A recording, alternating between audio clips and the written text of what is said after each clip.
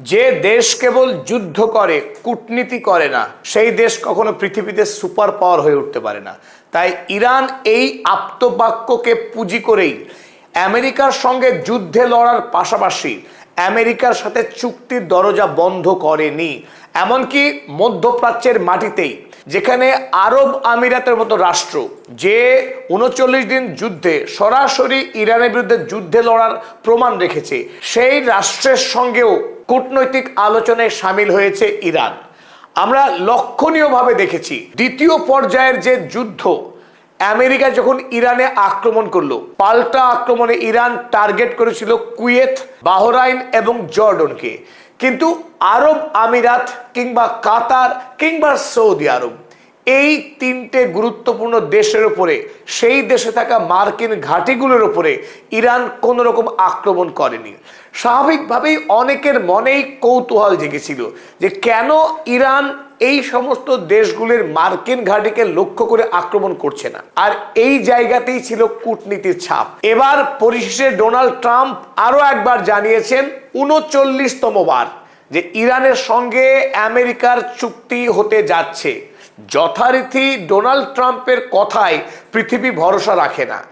আমেরিকার প্রতিটি সাধারণ মানুষ, ইরানের সাধারণ মানুষ তো বটেই, গোটা পৃথিবী এই মুহূর্তে ডোনাল্ড ট্রাম্পকে একজন মিথ্যুক, নির্লজ্জ, প্রতারক, কপট, ভণ্ড, আরো আপনি ১০০ গাল অনায়াসে দিতে পারেন বাড়িতে বসে। সমস্ত গালের উপযুক্ত আমেরিকার রাষ্ট্রপতি ডোনাল্ড মহিষ ট্রাম্প।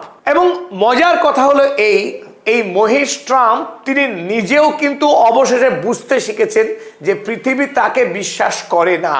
সুতরাং ইরানের সঙ্গে আমেরিকার যে চুক্তি হতে যাচ্ছে সেই কথা তিনি বলেছেন, পৃথিবী বিশ্বাস করেনি। ইরানের বিদেশমন্ত্রী সৈয়দ আব্বাস আরাগচির করা টুইটকে স্ক্রিনশট নিয়ে তার নিজের পোস্টে পোস্ট করতে হলো।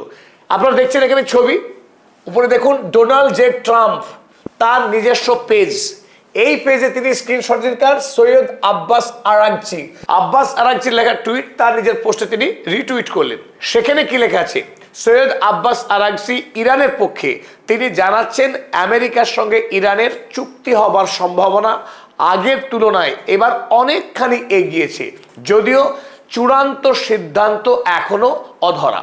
এই টুইট দিয়ে ডোনাল্ড ট্রাম্পকে দাবি করতে হচ্ছে যে ইরানের সঙ্গে আমেরিকার সত্যি এবার শান্তি চুক্তি সম্পাদিত হতে যাচ্ছে। এখন যখন ডোনাল্ড ট্রাম্প ইরানের বিদেশমন্ত্রীর টুইটকে রিটুইট করছেন, স্বাভাবিকভাবে গোটা পৃথিবীতে হইচই পড়েছে। কেন? যে ডোনাল্ড ট্রাম্প তিনি পৃথিবীর সর্বশক্তিশালী রাষ্ট্রের সর্বশক্তিশালী রাষ্ট্রপতি। সেই মানুষটা কি করছেন? ইরান, যে ইরানকে তিনি উড়িয়ে দেবেন, পুড়িয়ে দেবেন, সভ্যতা ধ্বংস করে দেবেন ইত্যাদি ইত্যাদি হুমকি দিচ্ছিলেন এই তো একদিন আগেই, সেই দেশের রাষ্ট্রপতিও নয়, সেই দেশের একজন বিদেশ মন্ত্রী তার টুইটকে কপি করে বলতে হচ্ছে যে এবার শান্তি চুক্তি হচ্ছে। এটা আমার কথা নয়। কে কথা বলেছেন? এ কথা খোদ সৈয়দ আব্বাস আরাগচি বলেছেন। এবার তো বিশ্বাস করবেন ডোনাল্ড ট্রাম্পের ভাবখানা এরকম।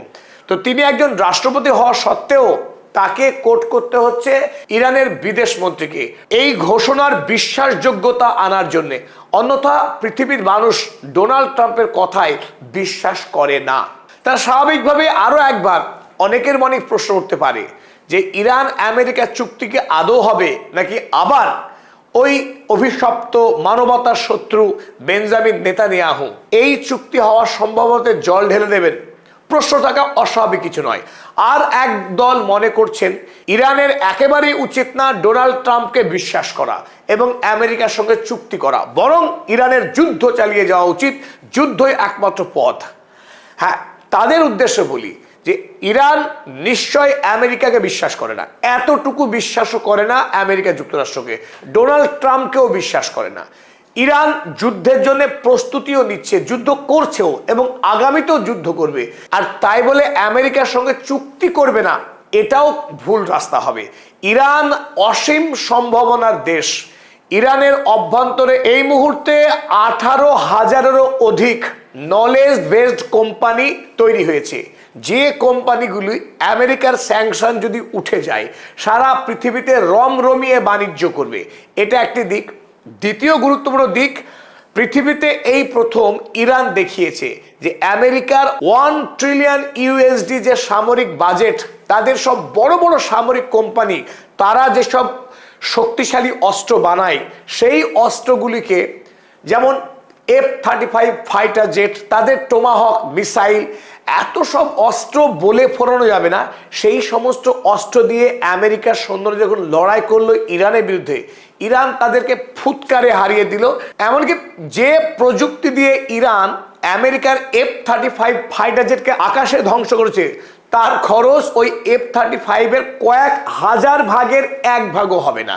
তাই এই মুহূর্তে গোটা পৃথিবীর যত সাধারণ রাষ্ট্র আছে তারা মুখিয়ে আছে, ইরানের দিকে পচে আছে। যদি একবার ইরানের ওপর থেকে স্যাংশন উঠে যায় চুক্তি হবার পর, তাহলে পৃথিবীর অধিকাংশ রাষ্ট্র হুমড়ি খেয়ে পড়বে ইরানের কাছে ইরানের তৈরি অস্ত্র কিনবার জন্যে। এতদিন আমেরিকা সামরিক অস্ত্র বিক্রির যে ব্যবসা করে আসছিল গোটা পৃথিবীতে চড়া দামে, অস্ত্রই নিরাপত্তা, তাতে কোনো সন্দেহ নেই। এবং আগামীতে পৃথিবীর অধিকাংশ রাষ্ট্র তারা অস্ত্র কিনবে আমেরিকার কাছে নয়, ইউরোপের কাছ থেকেও নয়, তারা অস্ত্র কিনবে ইরানের কাছ থেকে। অতএব ইরান আগামী পৃথিবীতে শুধু মধ্যপ্রাচ্য নয়, গোটা পৃথিবীতে অর্থনৈতিক দিক থেকে, বাণিজ্যিক দিক থেকে এক অসম্ভব শক্তিশালী রাষ্ট্র হতে যাচ্ছে যদি আমেরিকা